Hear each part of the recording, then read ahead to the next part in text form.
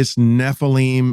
It is DNA manipulation. And the whole thing of end times DNA manipulation is as it was in the days of Noah. So as it was in the days of Noah, like what was going on?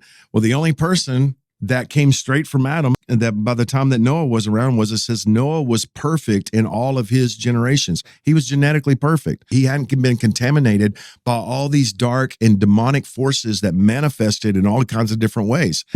He was perfect, and he was generationally perfect. That's what the Word of God says. He was perfect in all of his generations. Well, just exactly like that, there's this plan. One of the ways that Nephilim manifests, as the giants that were in the days of Noah, the Nephilim, the Crimea, those kinds of things, they don't just manifest in the giant on the ridge or the manifest in the hairy creature in the woods or the skinwalker or whatever. They hide in God-king bloodlines. They hide in generation in bloodlines.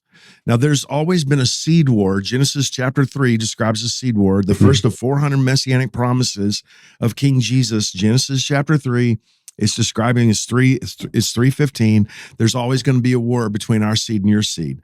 And then you go over into the book of Daniel. He says, hey, the head is as gold, the shoulders are as silver. It goes down to brass, and it gets down to iron and clay mixed. And it says this whenever he interprets it in the book of Daniel, and their seed shall mix with yours. Talking about at the end times, that mixing of the seed's going to be a big priority. So if it's transgender, if it's transhuman, it's all about trans, which is transgression.